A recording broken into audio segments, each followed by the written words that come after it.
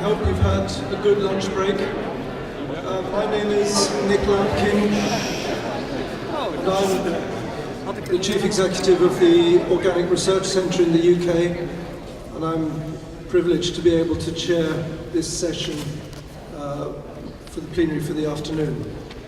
It's on the theme of widespread conversion. For me, that's a really interesting thing because we've lived through so long where we thought about conversion of individual farms. The idea of moving to converting whole regions or countries is quite an exciting one. Some countries are already realizing that in significant ways, both in Europe and in other parts of the world, and I'm not going to take away from people who are talking about it later on. It's my pleasure to be able to welcome Dr Vandana Shiva, who is very well known, I think, to very many people. So I won't take her time away by a long introduction, but to welcome Vandana Shiva to the stage to talk about the myth or reality of going 100% organic.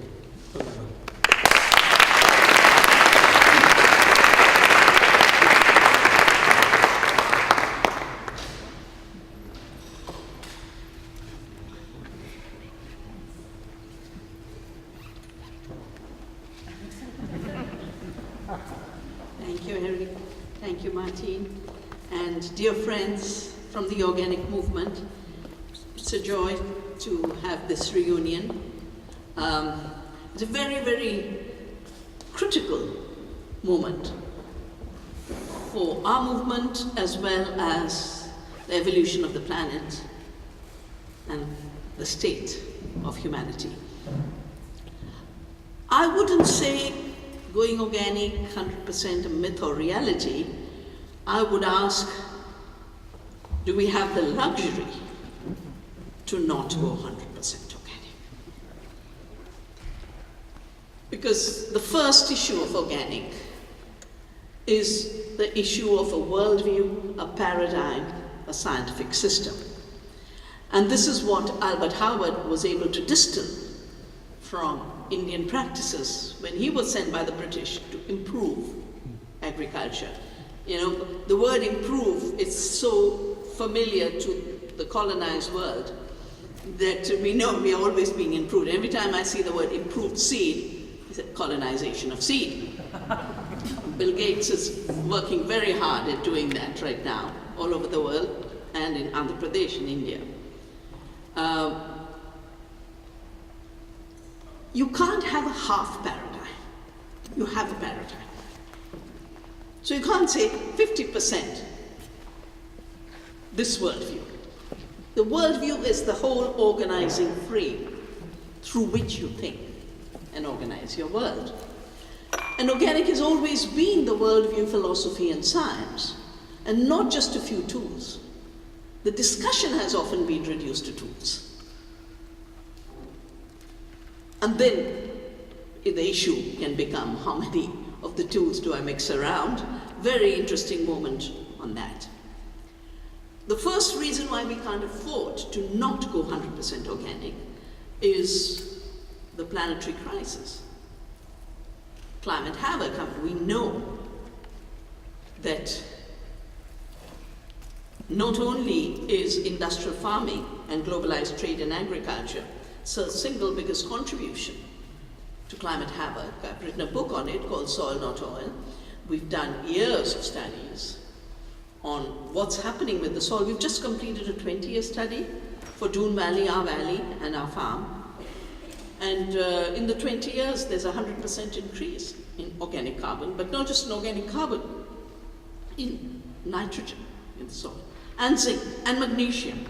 All elements that are now getting so deficient that they are trying to do biofortification to make up for the nutritional deficiencies created by depriving the soils of nutrition, and therefore the plants of nutrition, and therefore the eater of nutrition.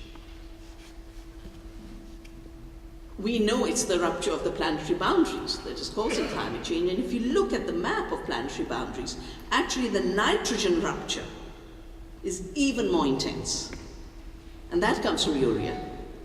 The nitrous oxide, the runoffs, the dead zones. So it's not just the air, but the water And it takes fossil fuels to make it. And it began in the factories that made explosives in Hitler's Germany. The tools are the same. That's why so many bombs in today's times are fertilizer bombs. These are instruments of war. So for me, my journey on organic began when I found Punjab ruined in civil war. And then my research showed it is war. It's a leftover of war. And so the single biggest paradigm shift we have to make is from an agriculture of war to an agriculture of peace. The issue of the soil crisis, desertification is now so severe that the Intergovernmental Panel on Biodiversity and Ecosystem Services has warned that and it has identified in non-sustainable agriculture as the driver, that if we do not shift the issue of desertification, which goes hand in hand with biodiversity erosion, is going to destabilize so many societies. Already you have a Europe that's destabilized because of a little trickle of refugees. It was the 2009 drought, extended drought of Syria, that led to the massive migrations from rural areas to urban areas. And 2 years later, it was turned into a war. But 2009, it was a migration in distress. 75% animals had died. The same is the story for Africa. I mean, look at Lake Chad, 20,000 square kilometer lake, drained of its water for commodity crops. And today there are conflicts there. And when I did my study on Punjab, it was interesting because these were always named as religious conflicts. But when I went into Punjab, there was no religious conflict. It was a conflict over water. It was a conflict over prices. Religion has always made the narrative to continue the phenomena of non-sustainable farming. And I've seen this happen so often in conflicts that arise because water has disappeared, land has got desertified. The water crisis is so deeply related to chemical farming. In my book of the Green Revolution, I found 10 times more water gets used to produce the same amount of food. And then you leave the soil unable to hold any water, which is a recipe for a water crisis, and it is a recipe for huge vulnerability in any climate extreme event, because when the water is not in the soil, a drought will be a much more severe drought, and a flood will be a much more severe flood. In terms of the biodiversity, it's not just the plant biodiversity, the entire UN system has worked on it. Navdanya, the movement I started, we've been saving seeds. But when we save seeds, we are not just saving a plant and its variety. It needs to have 200,000 rice varieties. We've saved 4,000. We saved them because they had to be saved. Many of them are climate resilient, salt tolerant, flood resilient. They help us overcome disasters. The 99 Orissa disaster, the tsunami, the failure. I mean, you just keep counting the names of the cyclones. But we have the salt tolerant cells. And when they go, the resilience breaks down. But look at the pollinators. I mean, look at the way we've killed our bees with chemical farming. In some countries, 75% of the bee population gone. The recent study out of Europe on the insect population decline, or the bird population decline. And on our farms, because we started to protect biodiversity, we have 6 times more pollinators than in the forest next door. You can't say I'm going to save half the population. The pollinators have as much of a right to be on this planet as we do. And they give us 1/3 the food. There is also the social and human imperative. Everywhere in an industrial agriculture, farmers aren't able to survive. And when industrial agriculture, and it has to become linked deeply into commodity agriculture for global trade, a small farmer cannot survive in that system. Now, of course, the giants are already talking about farming without farmers. Monsanto is already using that language. Spyware, drones, surveillance systems, bigger and bigger driverless tractors, more and more glyphosate spread. That's their word, that's their image. In India, with the new dependence on chemicals and seeds, particularly with the illegal entry of the Bt cotton, which increased the seed prices by 80,000%. These cases are going on in courts and the data is all in the government records. We've lost 300,000 farmers to suicide, all related to debt related to external inputs. It used to be just seeds and chemicals, but in the new vision, and I have the new vision in this new book I've done, Oneness versus the 1%, it's out in India.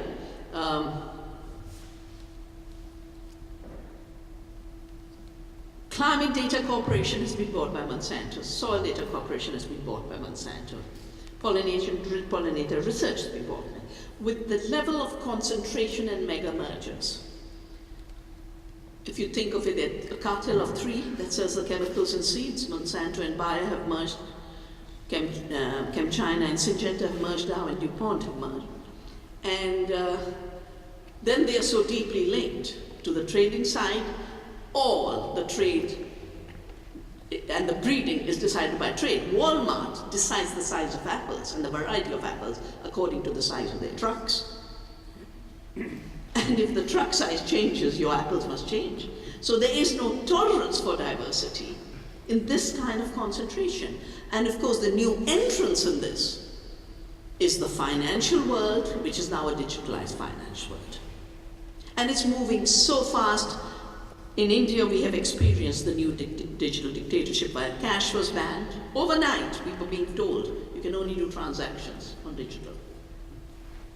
There's 5 crores, I won't translate, but 5 crores for conservation of biodiversity, I think 14 for climate change, and 400 for digital literacy. How to hook you into everything. But that also means the farmers become dependent on a new external input, big data as a commodity. And this experiment is being done in Andhra Pradesh. The name is a name that has no meaning, zero budget, natural farming. But behind it is the new experiment on the convergence that the planet cannot afford and we cannot afford. The convergence between IT, finance, biotechnology, all in one. And this means the freedoms species need, the freedoms communities need, both for freedom itself as well as for adaptation in a rapidly changing world, is being shut down. So there's I would really request the organic movement to keep a lookout for what's happening in Andhra Pradesh, because the big banks are there, Bill Gates is there. Walmart, for the first time, has entered Indian agriculture via Andhra Pradesh. We kept them out of retail. We had a huge movement to keep Walmart out of retail to defend India's tiny retail. What does the farmer get in this system? I'll give you an example. This year, Indian farmers sold a sack of 20 kilograms of potato for 5 rupees. And the same thing, when made into chips for 20 grams, you pay 20 rupees. It's 20,000% jump. And the more the single commodity production in a global free trade system, the less the farmer earns. The issue of health is such an imperative. Our work is showing that health in the soil, the health of the plants, and our health is one health. We've done a book called Annam, we've done a new manifesto on food for health. And this is both the fact that you have nutritionally empty food. It's a commodity system which is not producing nourishment. I think we should stop using the word food in the industrial agriculture model. Food-like, we could call it, but not food that nourishes. But then is the issue of the system that starves the farmer themselves. Half of the hungry in the world, 1 billion people hungry, half of them are farmers, because they're in debt to produce the commodity. This is not a system for producing anyone. But there are other imperatives why we have to go 100% organic. the attack on science. Just today, Europobaya has called on the UK to use Brexit to challenge the European Court of Justice decision that the new GMOs, the gene-edited GMOs, are GMOs and need to be regulated, because we are in a moment of huge deregulation. Organic is a movement that grew out of Harvard's Agriculture Testament, Soil Association, Rodale. It's a movement that has created both the norms of society and the norms that government adopted. They want a normless world, so anything sells. And what's going to be critical now is the usurpation of the word natural to do things that are not according to the laws of nature. They're already trying to label gene-edited foods as natural, synthetic biology silks as natural silks, and of course, the Andhra Pradesh hyper-industrialization of agriculture is being called natural. And they're pitting natural against organic. In the process, trying to undermine all the work in science, all the work in regulation, all the work in building an alternative economy. The final thing I want to say is we have to go 100%, because the threats to the economy, to people's livelihoods, not just the livelihoods of small farmers, like in my land, but the livelihoods of young people everywhere are being shut down in a system that does not see people. It doesn't see the role of people, it doesn't see their democratic rights, it doesn't see meaning. And it is a system that's not just farming without farmers, but production without food. And if on the health imperative, the ecological imperative, climate change, biodiversity, stopping biodiversity erosion, no matter what you take as a big problem of our times, organic is where the solution lies. And therefore, we cannot say we'll be partial organic. We have to set the targets. I have personally said by 2050, we have to create a poison-free world. By 2050, we have to create an organic world, and I'm so happy that the state of Sikkim, which went 100% organic, and it didn't go 100% organic as a tool, it went 100% organic through building the balance of democracy, philosophy, local economies. The farmers' markets there are what are supporting the system. And that's why the local incomes of farmers are much higher. And law, by banning the chemicals. The strong steps that are needed to protect the planet and people, because the health of the planet and the health of people are not separate. They're one health. Thank you.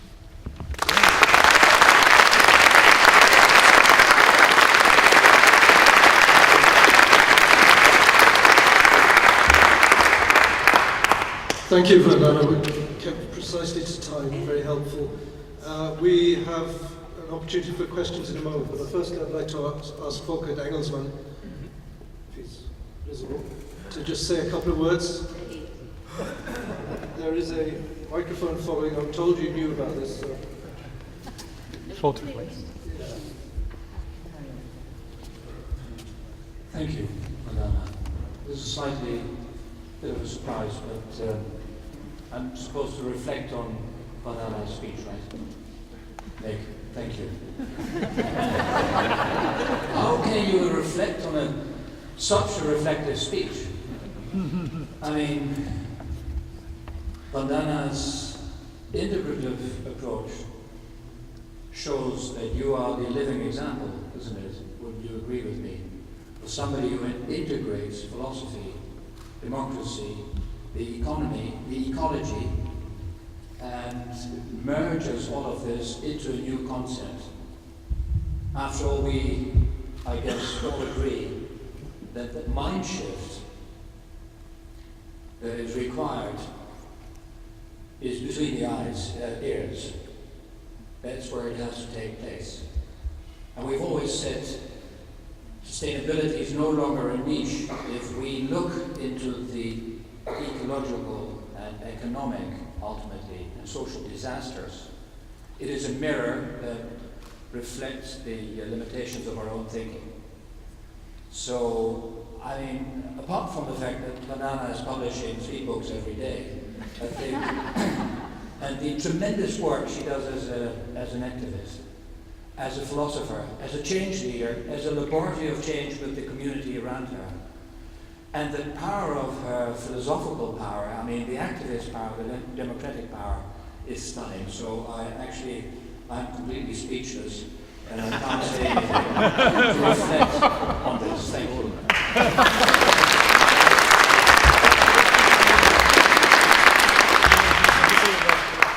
So, you know, in Indian Ayurveda, we always knew the importance of the gut. But in Western medicine, they're only now realizing that the brain isn't just between the 2 ears, it's here. And the gut microbiome as the second brain keeps going because of the food we eat. I think the bottom line of food has now to be the 100 trillion microbes in our gut. They have to be the watchdogs about, are you eating food or non-food? Okay, question back. Thank you so much. I'm so struck by your passionate talk. Really beautiful, really encouraging as well. I work in local food here in Friesland, and we are surrounded by farmers that are, the trade in our food line stuff is so internationally orientated that it's sometimes really hard to organize a local food chain.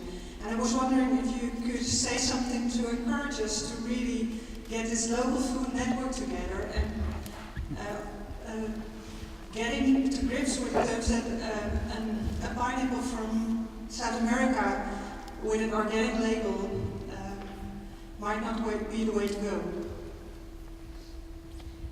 You know, that's why I talked about the fact that organic is neither just a fragmented tool or a fragmented label. It is about a system. And not only is there the assault on organic directly because of the way it has created regulations so that no GMOs, no chemicals, and industry wants to sneak both in, including the new GMOs. I think the very distorted economy with its false prices is punishing all local economies. With these fake prices, we've done 2 books. One called Wealth Per Acre, where we actually did the true cost accounting for India. $1.3 trillion is the damage to nature and farmers. And then if you add the damage to health, it'll be another 1.5 trillion. And the industry isn't paying for these damages. So we have to be very creative now on polluter pays. And not by creating a new burden for the small farmer, which is what investment funds are trying to do. And my Andhra Pradesh example is another example, where you make a mess of the world, you make your billions, and then you want to police the farmer even more and leave no options. But when you have oligopolies, when there's only one Walmart buying and everyone's growing tomatoes and everyone's growing potatoes, the prices will crash.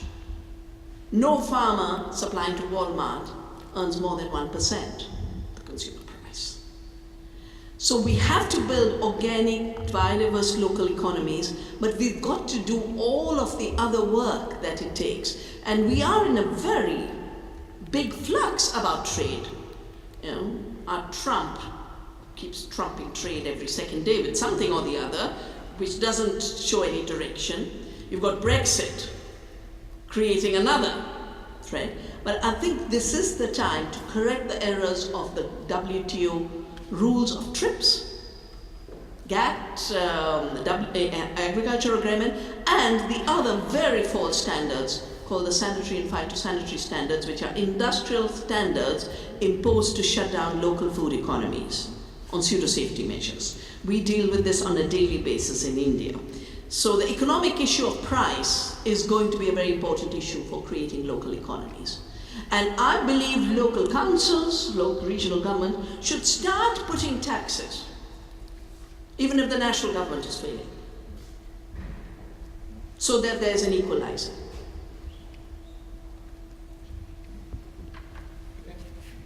I think there's a chance for one more question if somebody would like to ask. There was one at the front here, then I'll move on.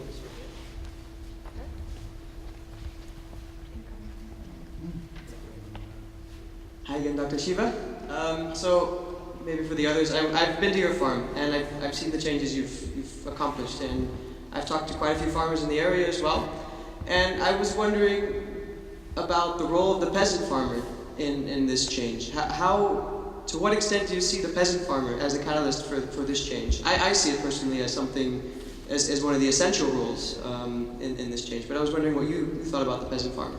Well, you know, I've stood with the peasant farmers of India in a time where it was assumed there were too many, they should be reduced to 2%, like America, and the totally false calculus of productivity, which is based on fossil fuels on the one hand and based on labor as an input rather than creative human beings as co-workers with nature to both protect the earth and give us good food.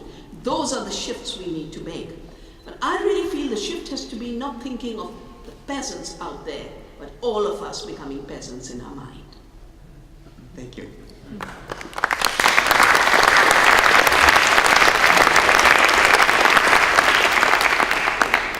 Thank you, Vandana. I think for me, knowing that we've been working at this for 40 years and that people have been talking about organic ideas for nearly 100 years, the pace of change is still frustratingly slow, even though the need is very great. And I do sometimes wonder what is the revolutionary trigger we need to make change happen very fast instead. But I'm not going to ask Darko, as the next speaker, Darko Znaor, to answer that question. He's got a topic of his own to talk about on the environmental, economic and health consequences of widespread conversion. I know Darko is familiar to many of you because he's worked closely with the Avalon Foundation over many years, coming from a background in Croatia but still quite well established in the Netherlands. Dr. Znaor, welcome.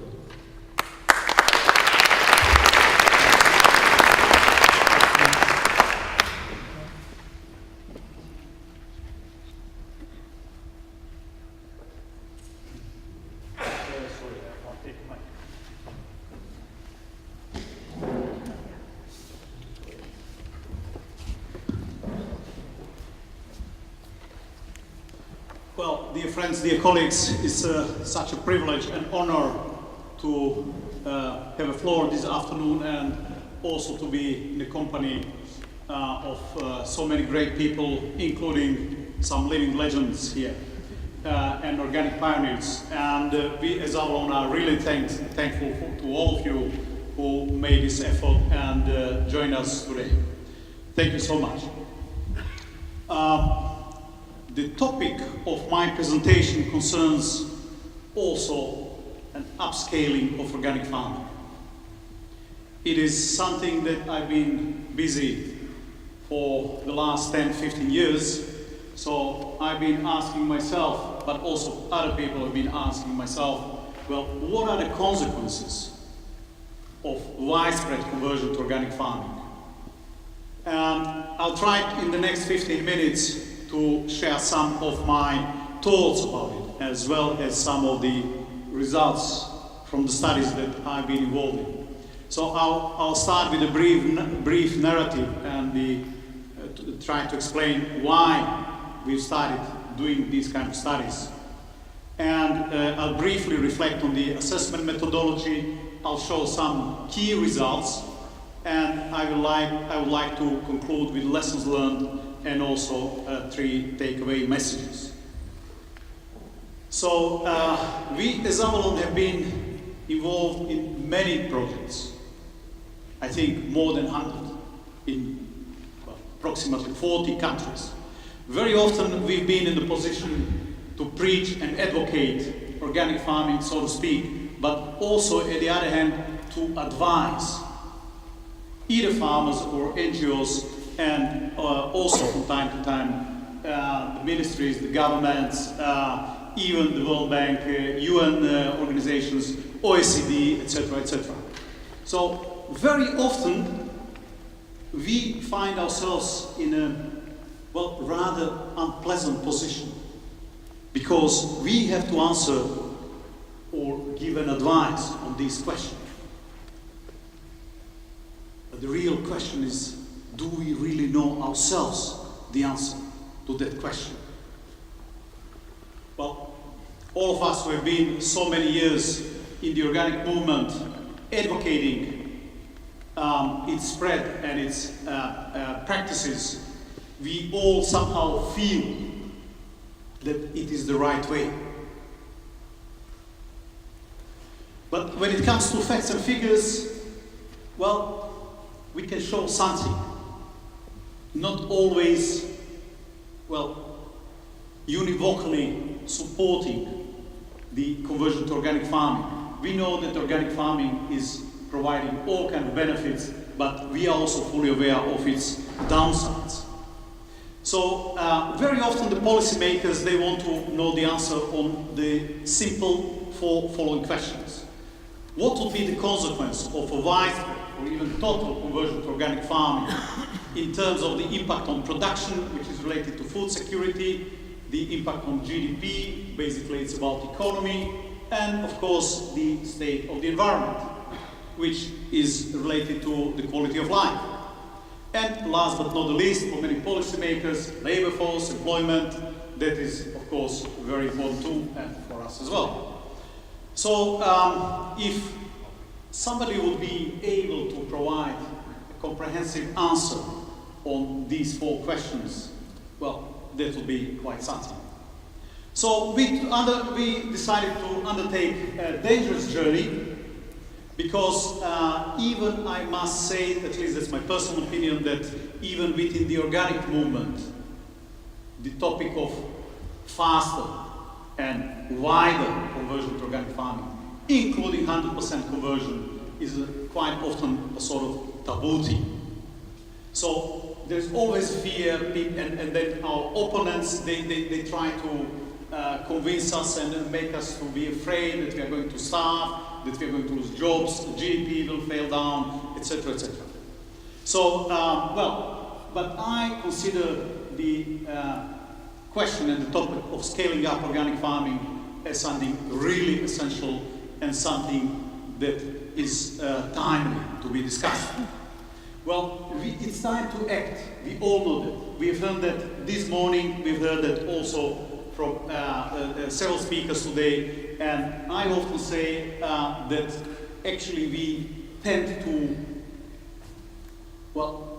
to forget that time is also a non-renewable resource, so to speak, metaphorically. And we are running out of time. We are running out of that non-renewable resource. We get all kinds of warnings. Mother Nature, Mother Earth is speaking to us in harsh terms. Climate change, biodiversity loss, floodings, all kinds of disasters are occurring in a higher intensity and with a more frequent. So, well, in the last couple of years, I published something, or well, some of my findings arising from the assessments that I did in 9 European countries. Some of those I did on my own, some of those I did together with other colleagues. So our latest study is about consequences for the northern Netherlands, so the 3 northern provinces of the Netherlands, commissioned by the 3 provinces themselves. Then I did quite some work on the consequences of total conversion to organic farming in Croatia. We did an early work in Bulgaria, Romania, and Hungary. 2 years ago, I was asked and commissioned by the cabinet of the Avalon Minister of Environment, who was previous Minister of Agriculture, to do the same study for Wallonia. And then there was also a study done for the Heinrich Böll Stiftung in Macedonia, Serbia, Bosnia, and Croatia. And the very first one in Croatia was done within a framework of an FAO-funded project. So there is a growing interest for these kind of topics. Now, how do we do that? It's a very complicated story. It would really require much more time, but I'll take liberty to outline just a couple of key issues. So we try to measure really, or we try to assess the impact on production, on employment, and on GDP, or basically on gross value added, which is an economic term. So production we measure in the so-called cereal units. One cereal unit is an equivalent of energy stored in 100 kilogram of barley. Then employment, well, we try to express it in annual work units, and GDP we try to express in, well, I'll show it in a moment, in another currency, not euro or dollar. But by doing that, we also try to expand our analysis.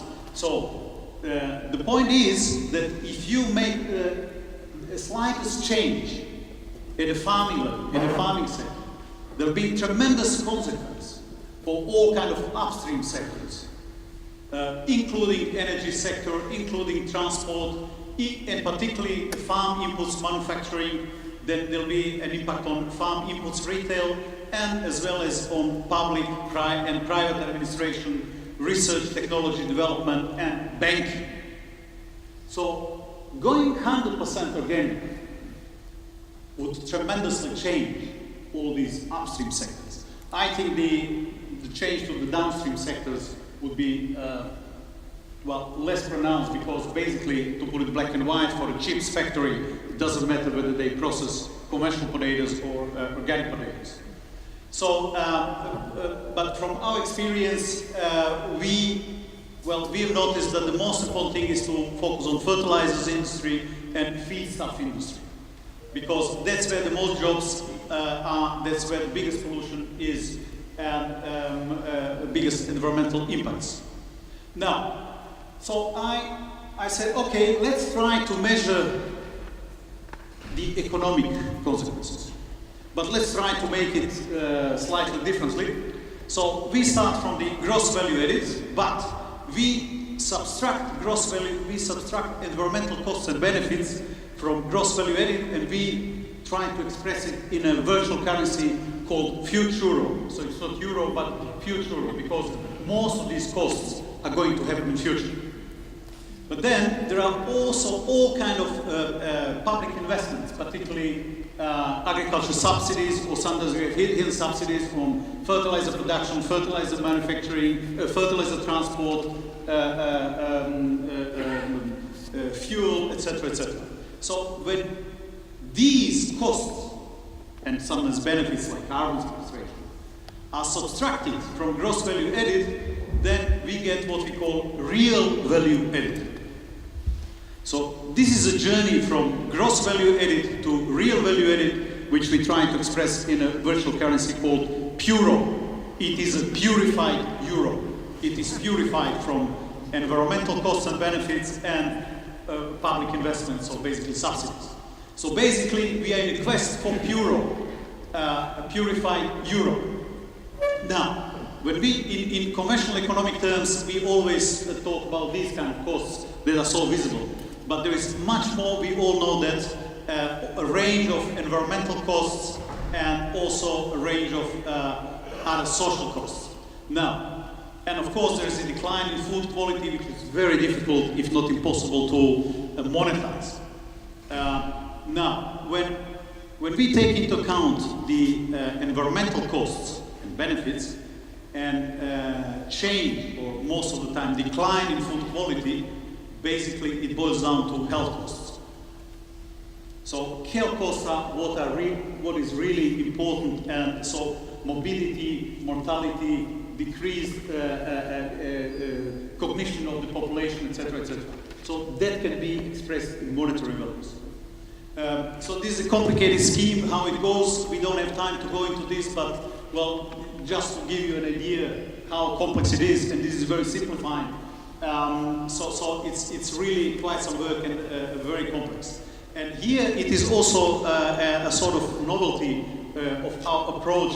We tried also, where possible, to take into account doping debt. What is doping debt? It's quite visible here in the Netherlands. The entire agriculture runs on, well, at least in the northern Netherlands, on imported mineral fertilizers from somewhere else, and also imported feedstuff. So you inherit a sort of debt. So that has to be included in the calculation. We use also the farm design model from Wageningen University to calculate all kind of balances. And this is how we set up the scenarios. We have a baseline scenario, and we have different organic scenarios involving different share of the land under organic management, as well as premium price, going usually from 0 premium price to 25% premium price. Well, a few words about results. Well, very often the real value added is negative. So the environmental costs and social and other social costs, particularly subsidies, are higher than gross value added. It's quite interesting that air pollution is by far the biggest environmental cost, and ammonia alone accounts for about 50% of all environmental costs. And 100% organic usually shows 2 times less environmental costs, and well, our calculation shows that in most cases, if externalities that we were able to monetize were to be internalized, then the food price would have to rise about 50%. Well, the key results are basically that, well, we know that organic produces about 20 to 30% less. We are able to express it in the cereal units, or really come with figures. And, well, about the employment, well, in primary organic production, well, our calculation shows that you can't reach really miraculous 50% high employment, etc., at least not in Europe. And this is probably the most important one. And even when we internalize all these externalities that we were able to calculate, still organic production would need 10 to 20% premium price, or the yields would have to be increased. This is an interesting result that I got for Croatia from my PhD study that I did together with Professor Jules Preti in 2008. So in Croatia, the policymakers always say, well, if you go organic, well, the upstream sector will collapse, people will lose their jobs, etc., etc. So here I was really shocked to find out that this is the farming community, and even if some of these guys would lose jobs, it's peanuts in comparison what can be created in terms of new jobs. So you see, the green figures are the new jobs, and the gray figures are the jobs that are expected to be lost. So the net benefit is still, well, at least in case of Croatia, it was about 12%. To conclude, lessons learned. Well, we are fully aware that monetizing nature is potentially a big sin and potentially a big pitfall. It's a complete arrogance. Nature has its value in its own, and we apply an anthropocentric approach. We are forced to apply, at least for the time being, conventional and reductionistic methods, and there is a high uncertainty of the results. We are also fully aware that most people are not moved by facts and figures. People are moved by passion, compassion, shared ownership, partnership, etc. But still, some people are moved by these kind of things. And, well, we still think that these kind of assessments are, if not great, at least useful tools, because it is important to show some figures, to open up the discussion. And it is important to extend the boundaries beyond farming and include both positive and negative externalities, as well as the doping. We are unable to quantify some big elephants in the room. So we are, at least our team was not able to quantify, to monetize biodiversity, resistance to antibiotics, and food quality and its potential to potential health benefits. Well, to conclude, I have 3 takeaway messages. Well, in spite of all those imperfections, I personally think it's still worthwhile to try to assess real value added. Again, as I said, even when we try to assess real value added and include all externalities, organic still needs some premium price. unless we manage to monetize also the big elephants in the room that I showed a minute ago. No partial conversion will bring a change. Only 100% conversion. We run scenarios with 20%, 50%. It's a minor change. Only the big change will bring a better future. Believe me or not, this is my last slide, and I prepared it last evening, and I was not aware that Vandana would start with this sentence, her presentation. So I think this is the key question. Can we afford not going 100% again? Thank you.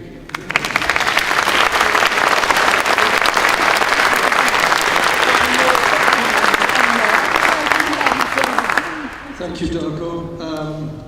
Some big questions there, but I still get to ask Volker Dengelsman again whether he'll do a brief summary. So I'll take the microphone round too.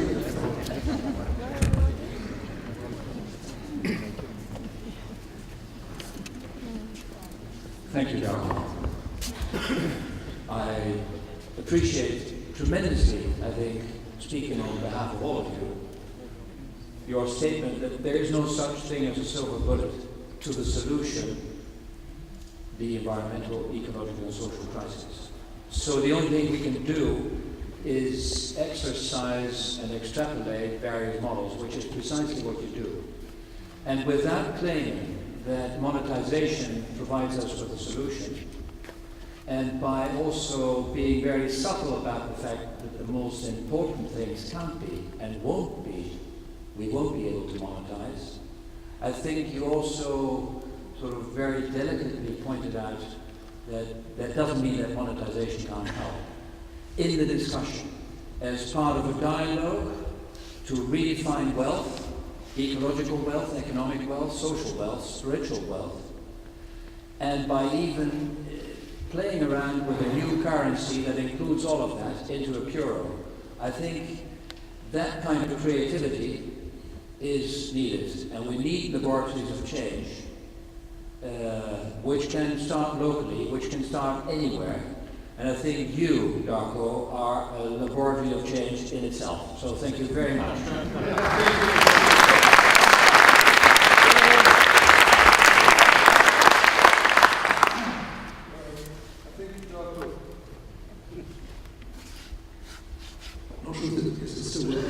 So I think Darko, as the conference manager as well, needs to determine whether there's time for questions.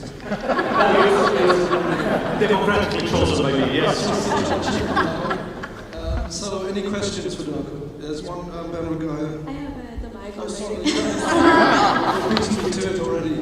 Let's do it in harmonized with the microphone. Then pass it, yeah. Yeah, for me, I find it always difficult to put an umbrella over the whole organic production, and I was wondering whether you were considering of creating subcategories within organic farming and looking at different maybe ways of production to do this evaluation. Yeah. Well, we did, but we didn't do that. It's if I show you my Excel sheets, you would probably refrain from your further questions, because it's already so complicated, so complex. But it is important to ask these kind of questions and to be aware. We all know that the organic world and that organic practices differ tremendously. We all know that there are good guys and bad guys even within the organic sector, organic production.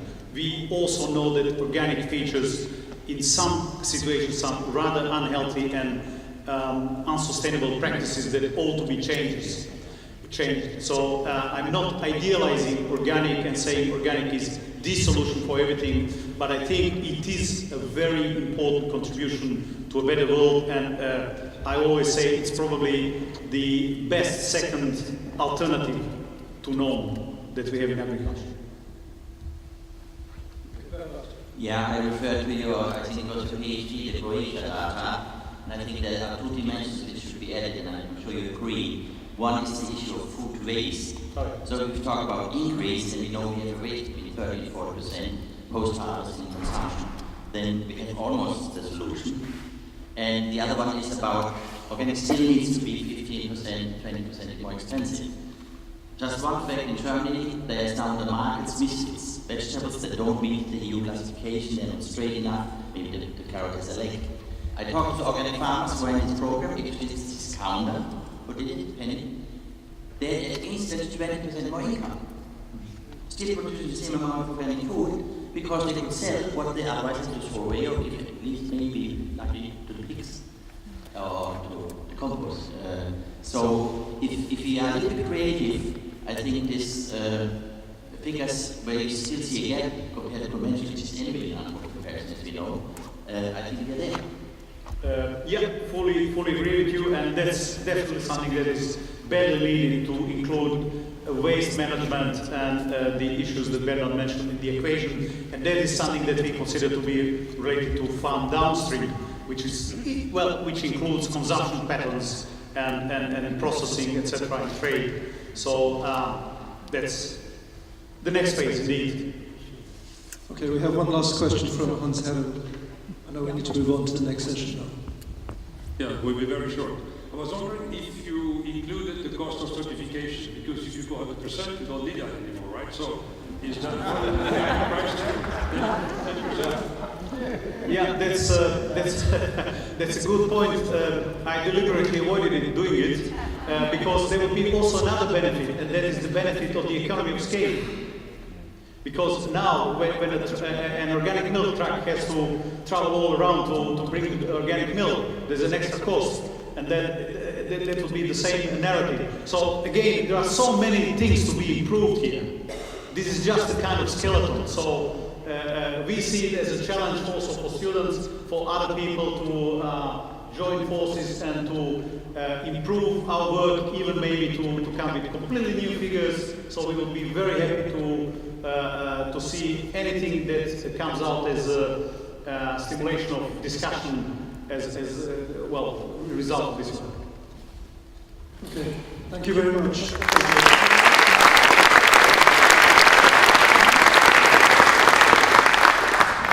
I will just say to take you to the tents with your colleagues, and we need to move quite quickly now. The session is due to start. Thank you very much.